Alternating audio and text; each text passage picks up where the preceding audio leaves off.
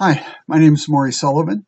I'm the director for the U.S. Nationals in Shreveport this July, and like to discuss a few of the rule changes that you should be made aware of before you arrive in Shreveport. Of course, you'll have an opportunity to ask any questions that you may have during the general briefing on any of our policies, procedures, or rules, but these are a few major rule changes that may impact how you decide to invite your crew or run your race during this year's event. The first rule I want to talk about is Roman numeral 2.16, and it talks about flight crew and who you're allowed to have on board with you, in particular what duties they're allowed to perform. And the HACD board has reviewed this topic and is in unanimous belief that only the PIC can operate the controls of the balloon, and that would include the burner or any vent lines. So they also may not throw the marker. So you as PIC are the only one, per the rules, authorized to throw a marker, operate your burner, or operate your vent line. So be well aware of that when you make your target approaches, as our ground personnel will be well aware of this rule, and we don't want to have to ding people for just a simple oversight. So be aware of that. PIC only, manipulate controls and throw markers. The second rule that I want to talk about is Rule 2.2. It's under the title of Competitors' Right of Representation. What that really is referring to, at least in the case of the Nationals, is that if you are a female pilot or a junior pilot and you wish to use the Nationals as a qualifier for you to earn a spot at the World Championship for women or World Championship for juniors, the only crew that you can have on board with you must meet the requirements of those international rules in regard to that championship. For example, if you are a female pilot, only a female may join you as onboard crew during the competition.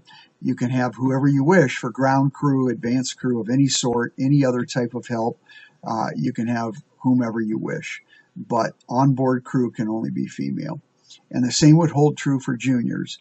If you are a junior and you want to use this as a qualifier for possible spot in the World Juniors, the only individual that you can have for onboard crew must be of the under 30 years of age. I want to talk about ground contact. That's under Rule 11.4. There are two types of ground contact. Ground contact 1 is outside of the MMA, and it basically says once you leave your launch area, the balloon cannot make contact with the ground or anything attached to it. Those rules have been slightly modified this year in that light brushing of grasses or slightly brushing through the top of trees as you are doing your low-level parallel flying, trying to get your turn, so on and so forth. Those light contacts are not considered ground contact for purposes of this rule. There used to be a distinction between light ground contact and solid ground contact in this rule. But since we're pretty much throwing out the light ground contact, there is only now a 200-point penalty for solid ground contact outside of the MMA. But there is an additional note. You can also be penalized for prolonged light ground contact. For example, if you were to skim across a field of corn to help slow you down, or a wheat field, a hay field, whatever, that is tall, that you can lightly brush across the top, but it would be enough to possibly slow you down to give you an advantage for a time-based task, a crat, for example. That prolonged contact is also considered ground contact and would be subject to a 200-point penalty. Ground contact 2 involves contact within the MMA or within 200 meters of any of your pilot declared goals or any goal listed on the task sheet as declared by the director.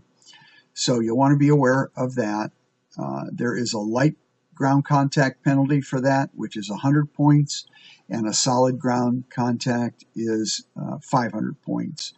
And the old rules of if the contact causes a change in motion of the basket or the envelope, that is considered solid ground contact and would be subject to the 500-point penalty. The last major change in rules that you should be aware of is the gravity marker drop rule, Rule 12.9. Jeff Gillis has already prepared a video on that topic, and there's a couple of excellent snippets in there so you can determine what is a valid gravity marker drop and what is not. The major change is we are now in conformity with the AXMERs, which you may not have any part of the releasing hand outside the basket when the marker is dropped. You must hold the marker by the marker tail, and the hand cannot be outside the plane of the basket. Your hand, however, can be visible to the scoring team on the ground, but it must be resting on the bolster. It cannot be protruding out in any way to give any advantage of the marker dropping anywhere other than perfectly vertically down from the side of your basket. Those penalties can be severe. If it's a minor infringement, and what I use as an example on what's a minor infringement, if you're taking your marker out and you fumble it, it inadvertently topples out of the basket, that would be considered not a competitive advantage. It was inadvertent, and that's a 50-point penalty. If, on the other hand, any propulsion is added to the marker, if your hand is extended beyond the bolster of the basket, those are major penalties, and that's subject to a 50-meter penalty added to your result, which is very significant, and obviously you don't want to get trapped into getting penalized under something like that. Also, Rule 12.9.2 has been added to account for things where in the past you could throw a marker in violation of this rule to get it into the scoring area, and then 50 meters would be added to your result. But sometimes we may have a task that has limited scoring, and there are no logger scores involved. So the only way to achieve a score is to get a marker in the scoring area.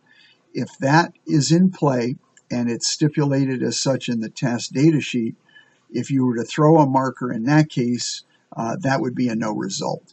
We're trying to keep a limited scoring target clean and pure.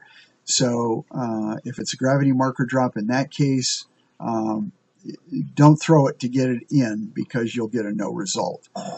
Examples would include a Gordon Bennett, for example. Not that I would necessarily call a Gordon Bennett with gravity marker drop, but that's what I'm trying to demonstrate here. It could be when we just have a general limited scoring area at a target, and it's marker only scoring, and it's gravity marker drop. That means if you were to throw a marker in that case, you would get a no result. Be aware of those changes in the rules, and we hope you have a great time in Shreveport and fly safe. Thank you.